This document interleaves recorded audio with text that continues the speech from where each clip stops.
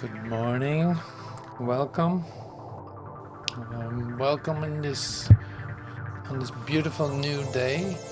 And whether it's in the middle of the night for you, whether it is in the morning, whether it's later in the day, that's all wonderful. It doesn't matter. And so we continue today with the chapters of the Urtext manuscripts of A Course in Miracles. And we call it miracle work. And so there's real miracle work going on. That's why the name is actually really good.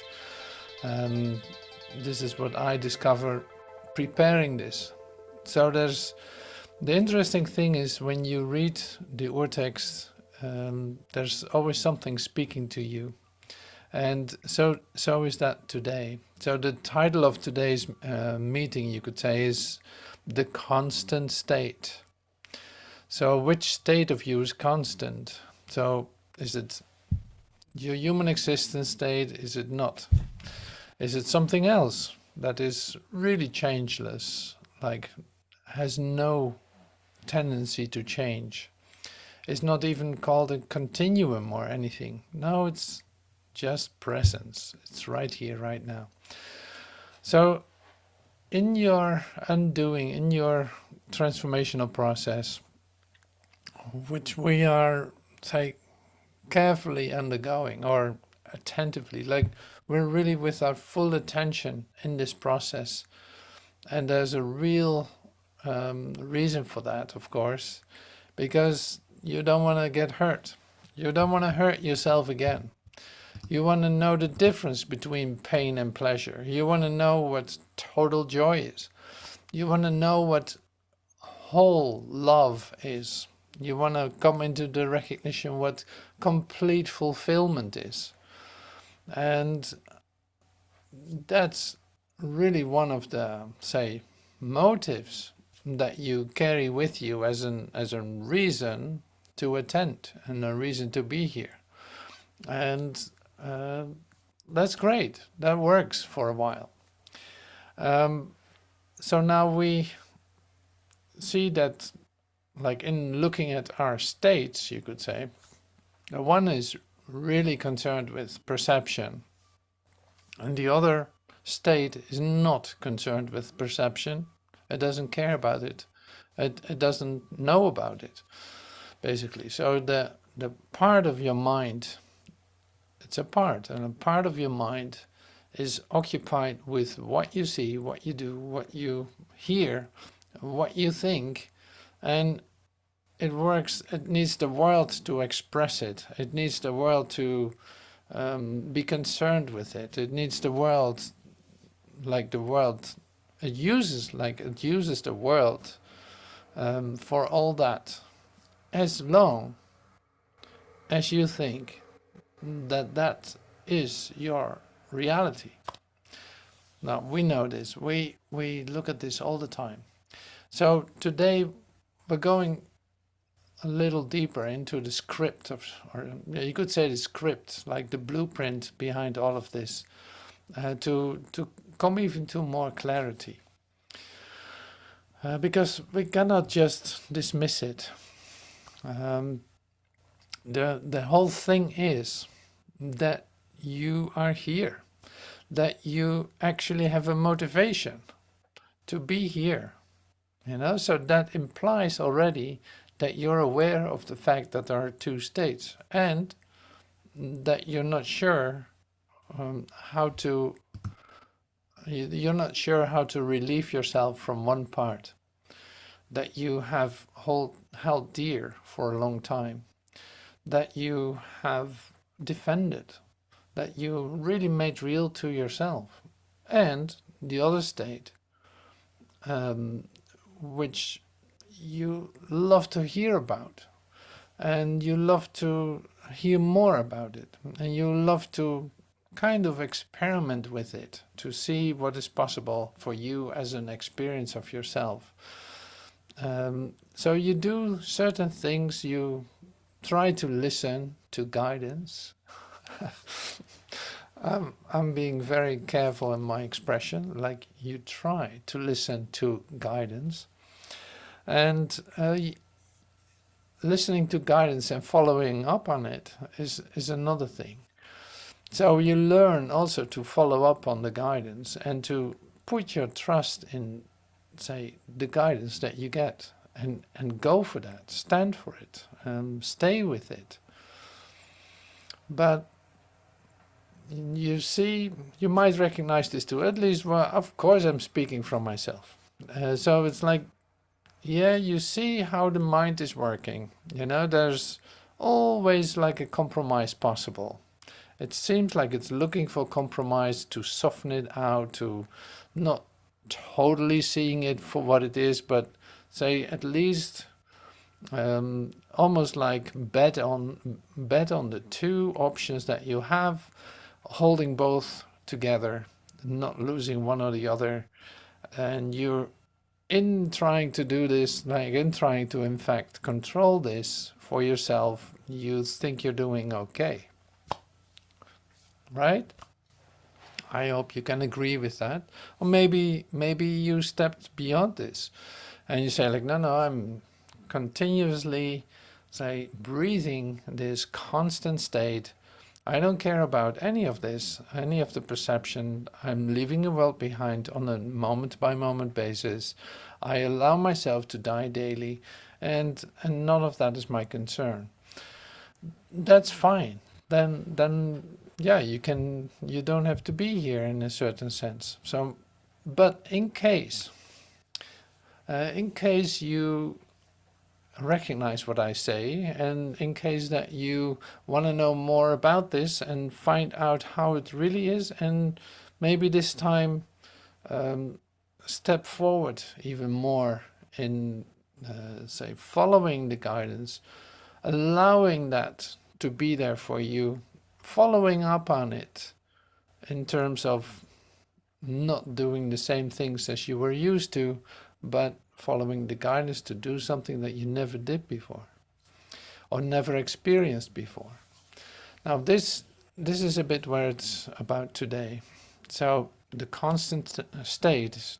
There's still, chapter 4 is like the big the big ego chapter, but chapter 4 is really about the tendencies, the mechanism of ego thinking, even though it doesn't really think it's insane.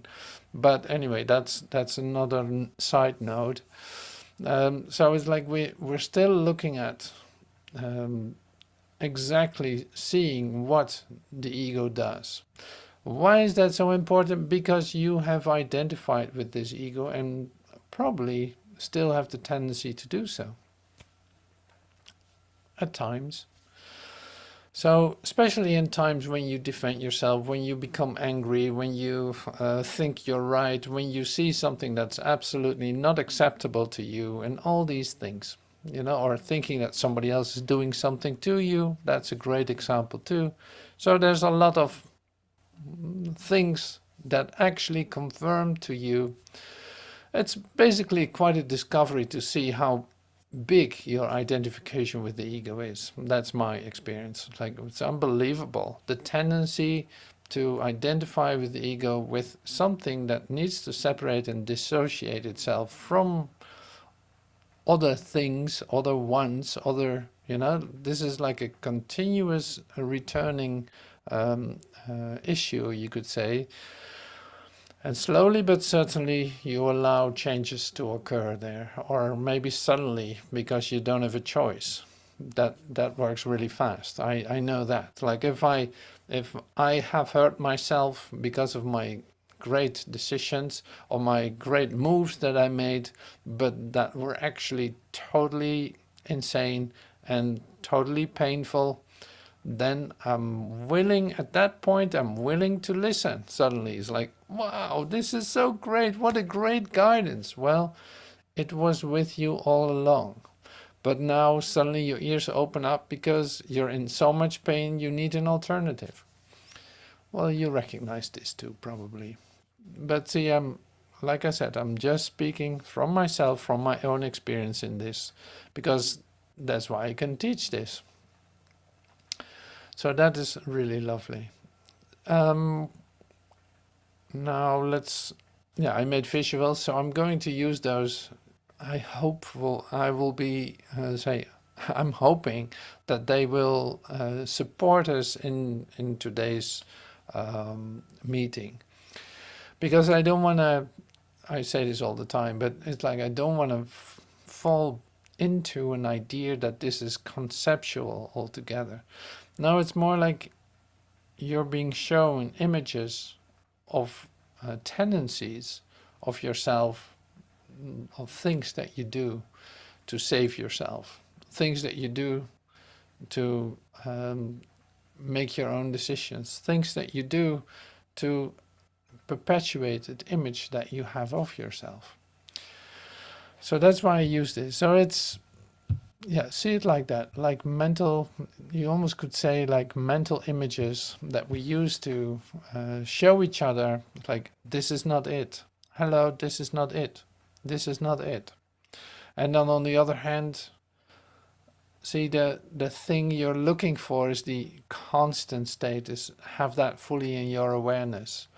Now that cannot come fully in your awareness if you are not aware of the tendencies of your mind to slip off or to detour into the ego mind, you could say.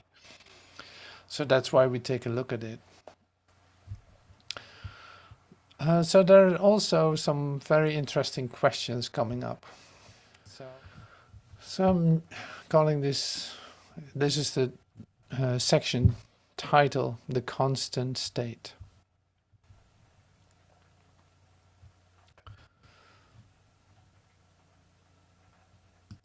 So it's like immortality is a constant state. What does you know? Like immortality is a constant state. Like, yeah, if something isn't cannot die, it is constant. It will always be there. So in here is another expression. It is as true now, like immortality is as true now as it ever was or will be, because it implies no change at all. Now that's, to the ego mind, I could say, like to the ego mind, no change at all sounds boring. Like that doesn't sound too interesting. If it isn't undergoing any changes, then what is it? Like how could that be interesting, right? This is just a normal reaction of your ego mind. Like no change at all, that doesn't sound too good. It sounds like it's stuck or something.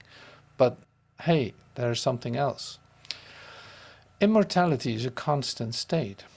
It is as true now as it ever was or will be. It implies no change at all. It is not a continuum, and it is not understood by comparing it with any opposite. So we're talking knowledge here. Knowledge never involves comparisons. Why would it? Why should it have to compare itself with if it's all? So knowledge never involves comparisons. That is its essential difference from everything else the mind can grasp. Right? That is its essential difference from everything else the mind can grasp. Knowledge never involves comparisons, and immortality is a constant state. No change at all. And it is not understood by comparing it. So this is apparently one way that the ego mind learns, by comparing it. It loves to do that in order to understand something. So knowledge, going back out of this, so knowledge has nothing to do with understanding. Knowledge has nothing to do with your capacity to grasp it or to...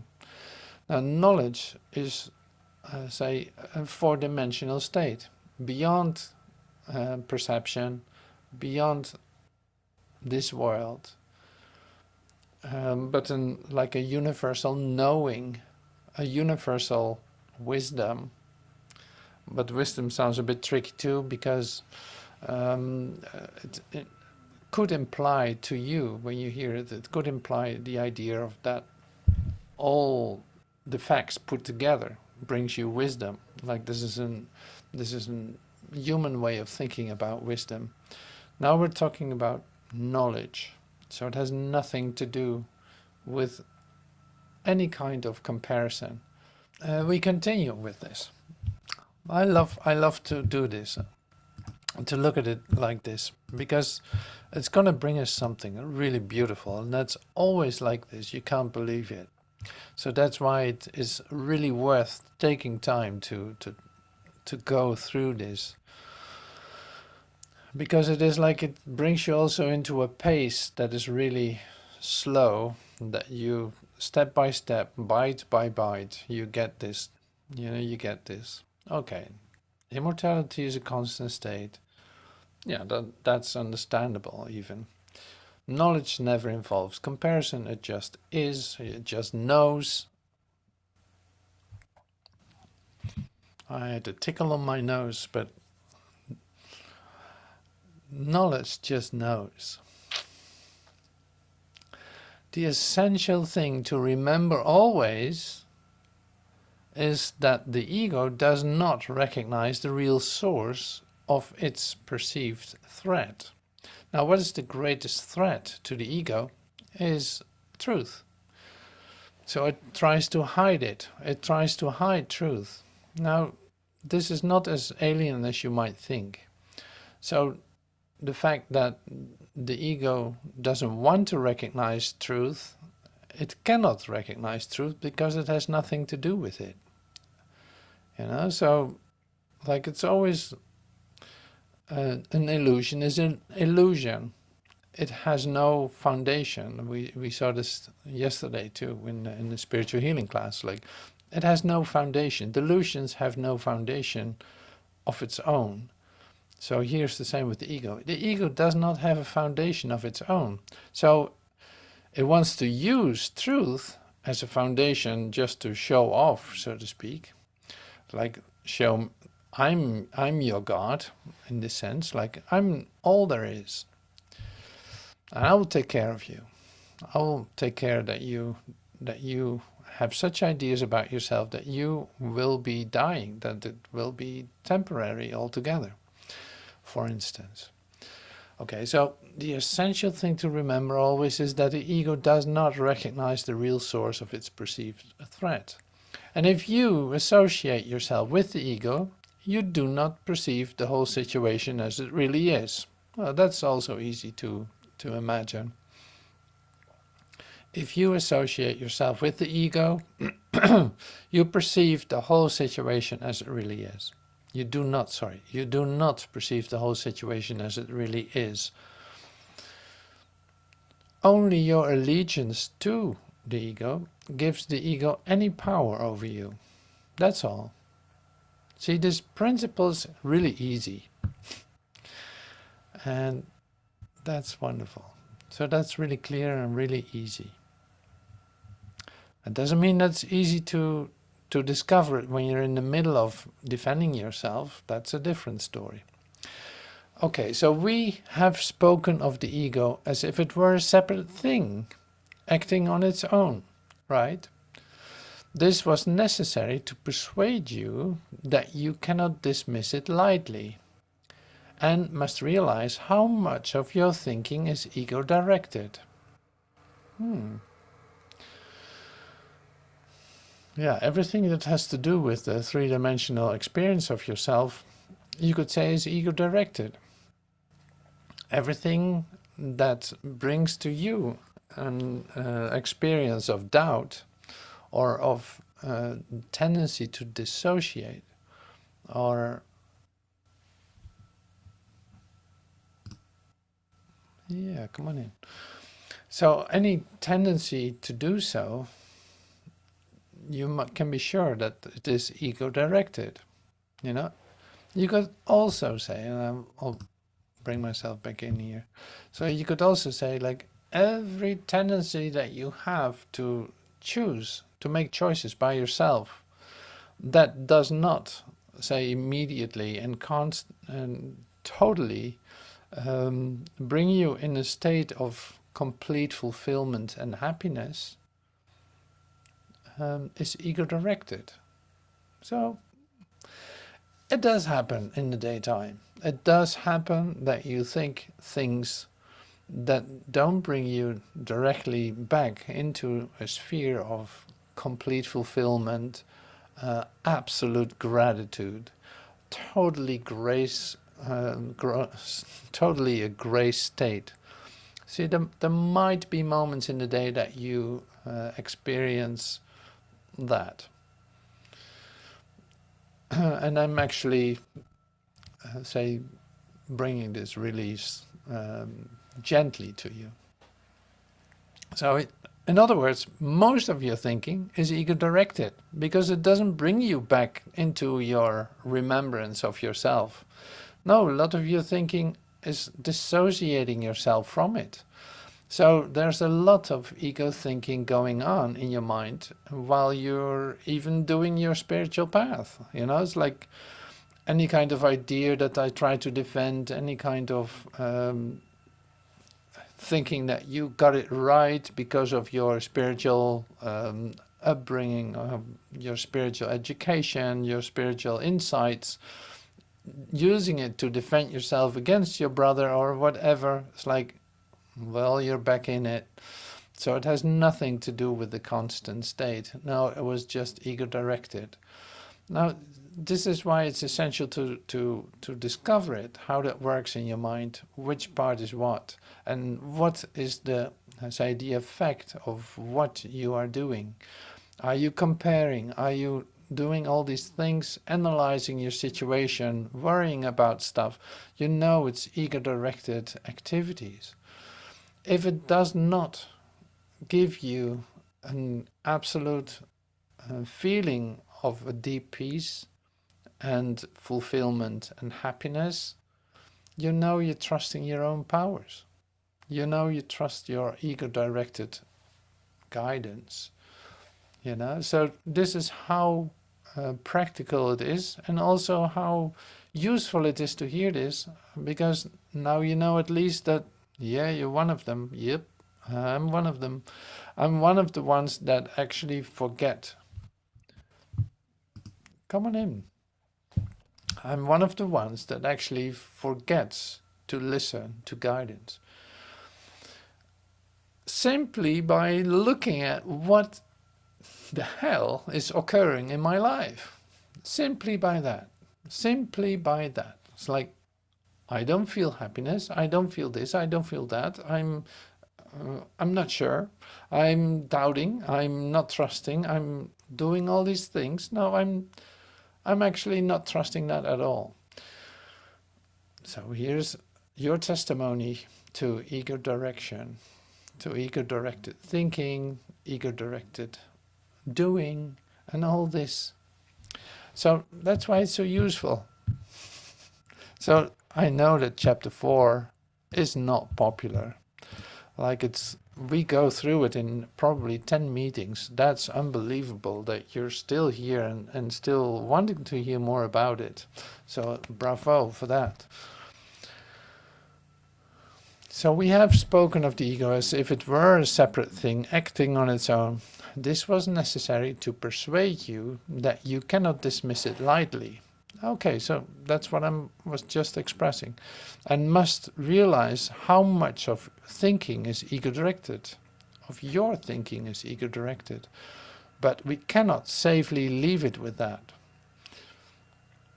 Or you will regard yourself as necessarily conflicted as long as you are here, or more properly, believe that you are here. Oh, wait, here's a little safety warning. We cannot safely leave it at that, or you will regard yourself as necessarily conflicted as long as you are here.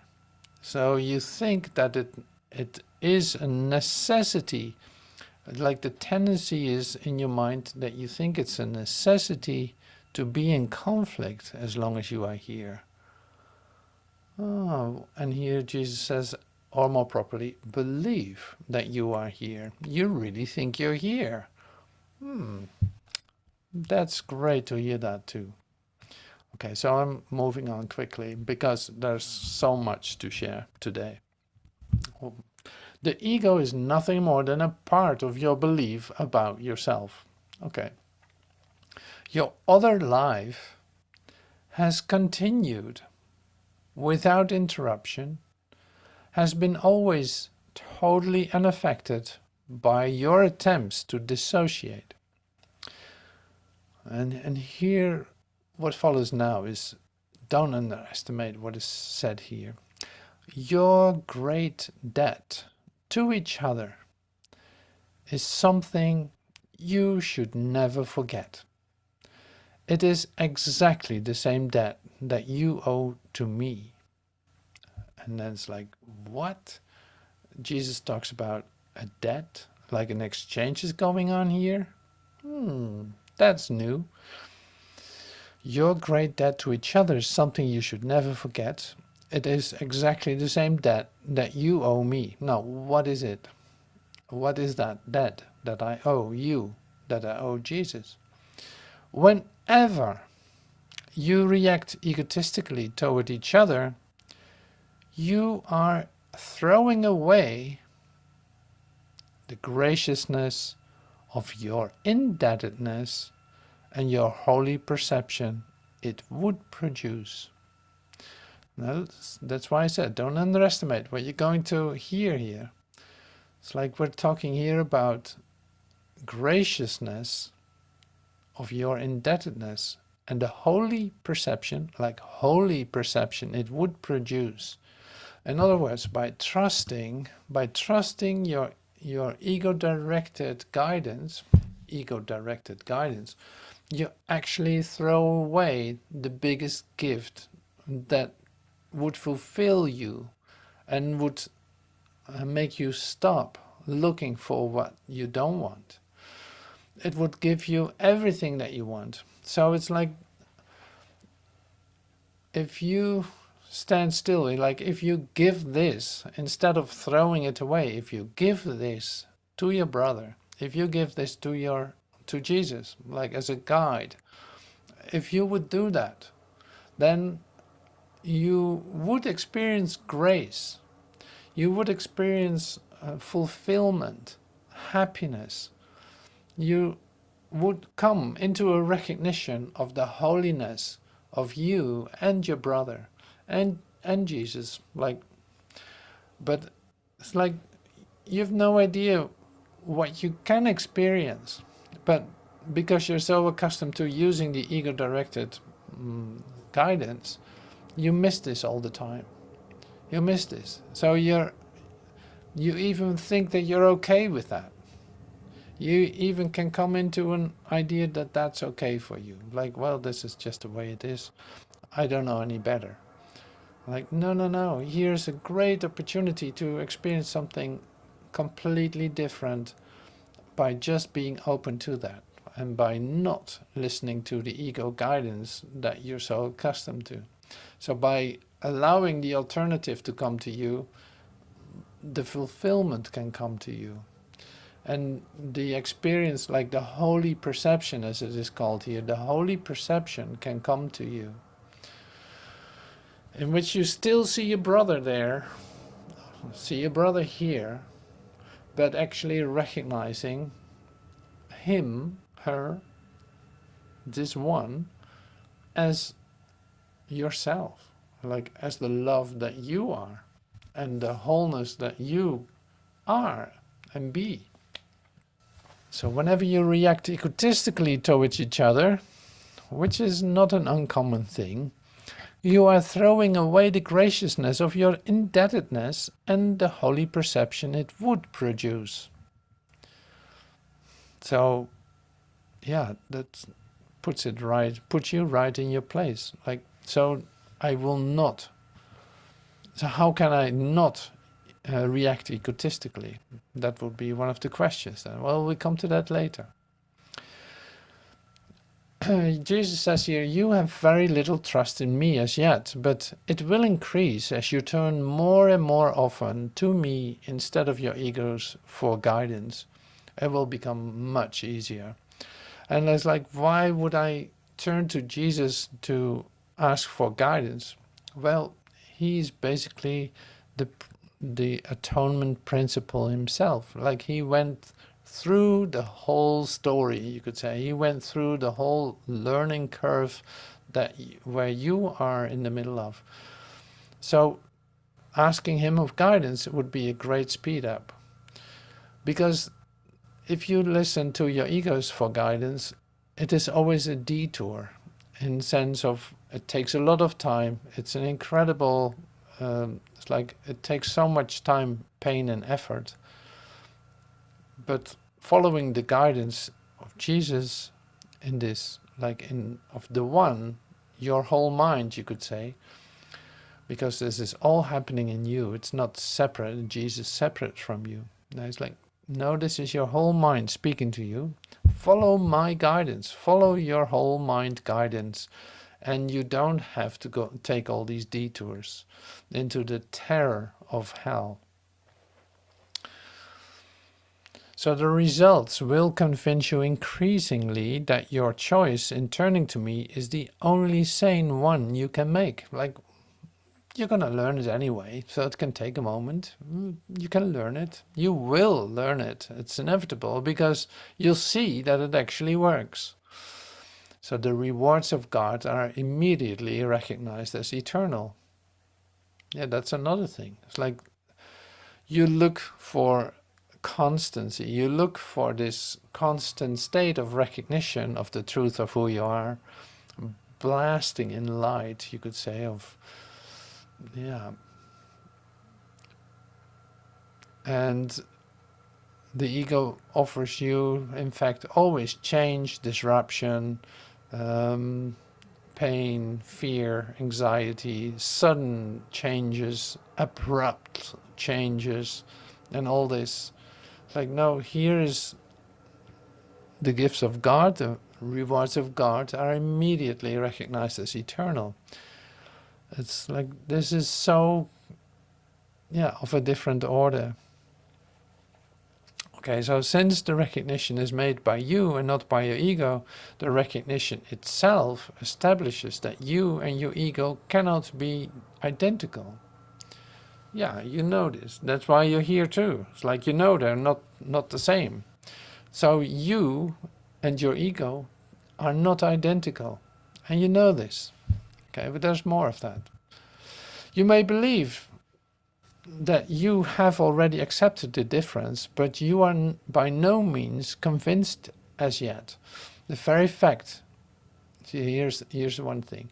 The very fact that you are preoccupied with the idea of escaping from the ego shows this. See, you have an idea about the ego and that you at least don't want to be that. You know for sure. It's like, oh, I don't want to be that ego. But you're still listening to the guidance. But anyway, that's one thing. But the fact that you're preoccupied with the idea of escaping from it shows that you already know that you're not it. You're not that. You cannot, oh, here's a good one. So how not to escape from the ego is being said here. You cannot escape from the ego by humbling it, or controlling it, or punishing it. This is great. So you cannot escape from the ego by humbling it, controlling it, or punishing it. So you don't have to do these things. Don't try to control it. Don't try to punish it. Don't try to humble it. Now, if you say stop making these attempts, it will just disappear. Like, it will just be gone. But by fighting it, humbling it, controlling it, and punching it, you actually bring it to life. Okay, so the ego and the soul do not know each other. They can't see each other. Your mission is very simple. You have been chosen to live so as to demonstrate that you are not an ego. Yeah, this is your mission. So that's why we talk about it too. It's your mission. You're not an ego. So now you demonstrate that that is so by not following its guidance.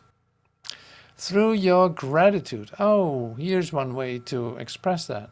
Through your gratitude, you can come to know each other, and one moment of real recognition makes all men your brothers, because they are all of your fathers. Love does not conquer all things, but it does set all things right. Because you are all the kingdom of God, I can lead you back to your own creations, which you do not yet know.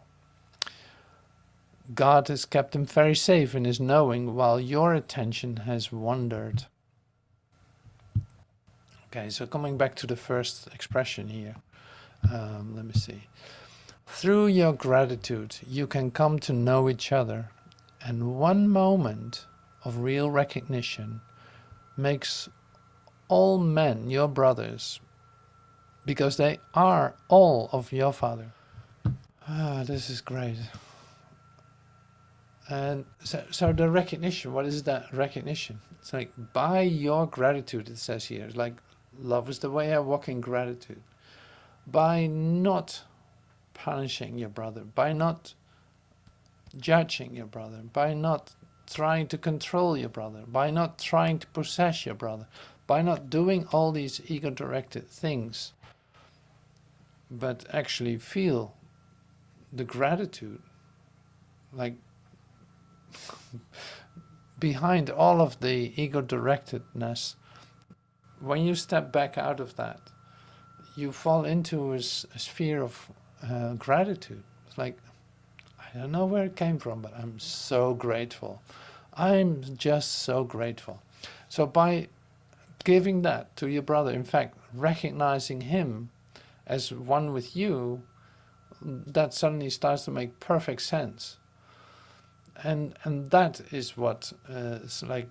That's where you have a great recognition, a great remembrance of your constant state.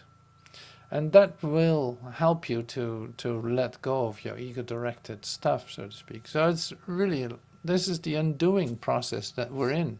You know, it's not just an idea that we're sharing. It's like, no, this is actually occurring in our transformation. Constantly becoming aware of the ego-directed thinking that is so ingrained in the human thinking. Letting that go, you can say like allowing yourself to die in it. Coming to the other side of all of that, coming into a state of gratitude, and recognizing your brother and seeing him with a holy vision, in the wholeness of it all, in the recognition of your oneness with each other. That is what will do it. You know, that's so great. So that recognition, yeah, you know this. You have experiences like this. And you might wonder, it's like, why is it not coming back? Well, now you come to that. It's like, well, it's still the same story. Like, all the gifts are still there. They didn't disappear. Like, all the things that you do not to come in touch with it, you gotta just slow down on that. Just take it easy. Just step back out of that. No, it's not what it looks like. No, it's not what you think it is. No, it's not. There's no need to dissociate. No, there's no need to repress anything. There's no need to control anything. All of this, like, suddenly, yes. So this is, in fact, also what we practice with meditation. Becoming still, a listening attitude. But what are you listening to? Like, you can listen to the ego's voice as well as the still small voice. So what are you listening to when you're meditating? That makes all the difference.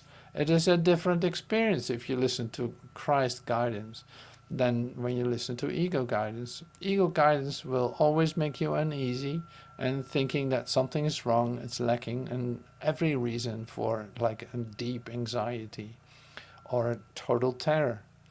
While listening to the still small voice will always immediately bring you into gratitude, peace, light, love, you know?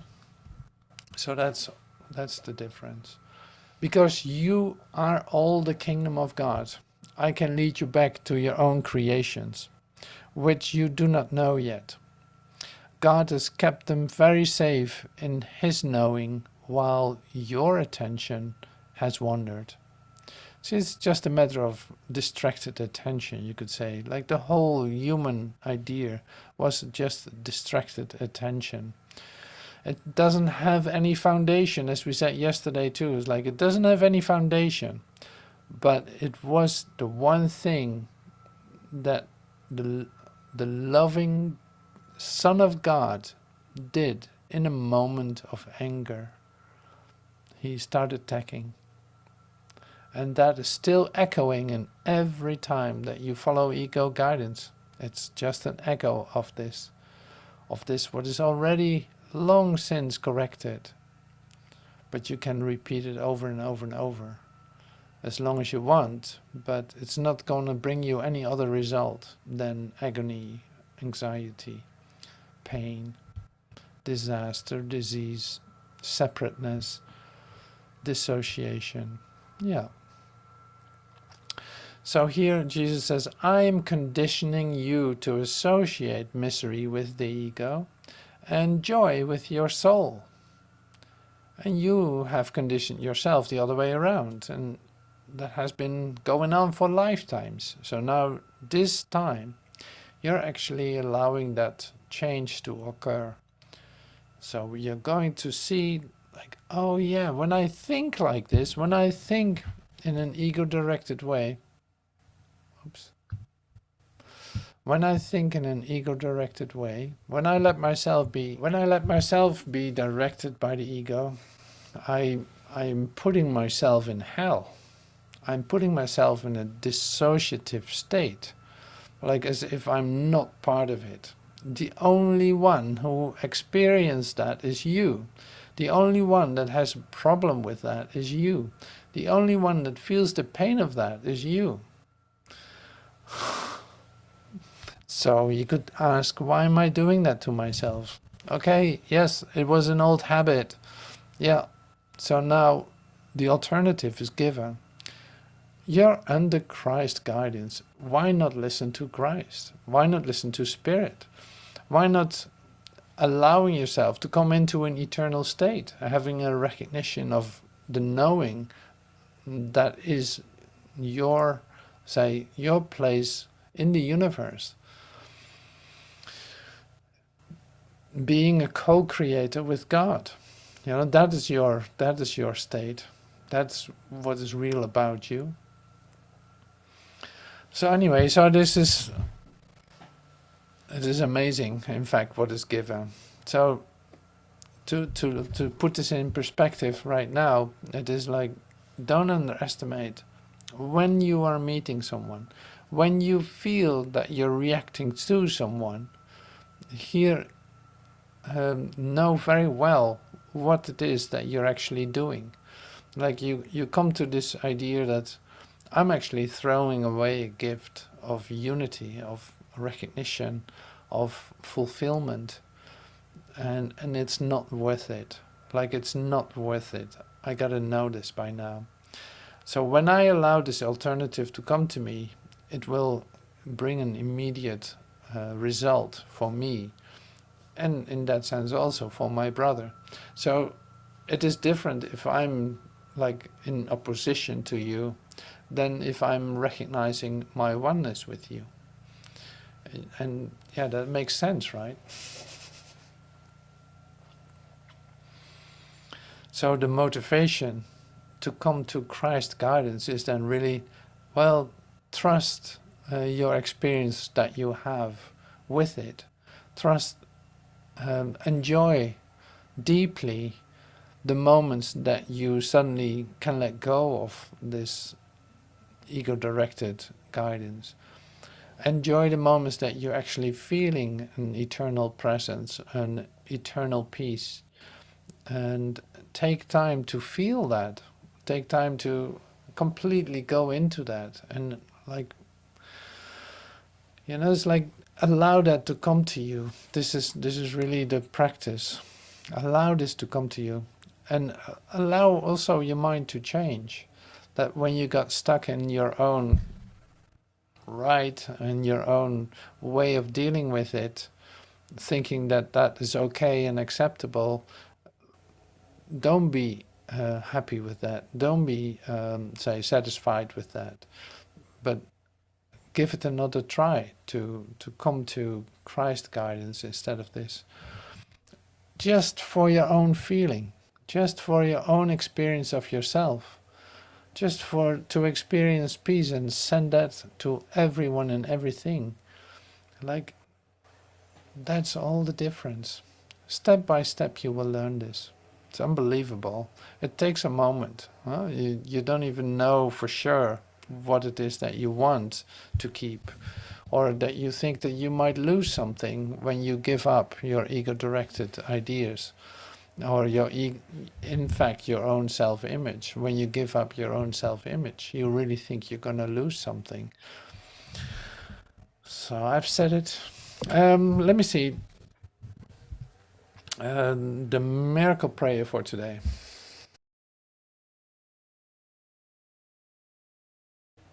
Okay, so here's a little part from lesson 1, 2, 4. It is not a miracle prayer lesson, but it's still a great lesson to, at least to share with you a little bit. Here is it. Today, we will again give thanks for our identity in God. Our home is safe. Protection guaranteed in all we do. Power and strength available to us in all our undertakings. Like, no exception. Power and strength available to us in all our undertakings. We can fail in nothing. Everything we touch takes on a shining light, which blesses and which heals. At one with God and with the universe, we go our way rejoicing, with the thought that God Himself goes everywhere with us. Well, I can't get enough of this. It's like, here's the next paragraph. How holy are our minds, and everything we see reflects the holiness within the mind, at one with God and with itself. How easily do errors disappear, and death give place to everlasting life. Our shining footprints point the way to truth. For God is our companion as we walk the world a little while. And those who come to follow us will recognize the way, because the light we carry stays behind, yet still remains with us as we walk on. What we receive is our eternal gift to those who follow after, and to those who went before and stayed with us a while. And God, who loves us with equal love, in which we were created, smiles on us and offers us the happiness we gave. The happiness we gave. Okay, so that was lesson 124, at least a part of it. So that, you see, when you use the urtext, it's always like seamless in how it comes together, how it's telling one thing, how it's all the same story, you could say, like made of the same stuff in the recognition, coming from wholeness. That's what I love about it. It's like, it is wholeness speaking to you, pointing out to you how to return back to the constant state of you as a shining star in the universe. All right. Thank you, everyone. Thank you so much for joining today. It's so great to meet you here and to pause a little while to listen and to yeah, look for, okay, yes, this is it for today. This is what we shared today. And you want to treasure that. You want to keep that with you. So thank you for being here present with me, and I hope to see you soon. Thank you so much.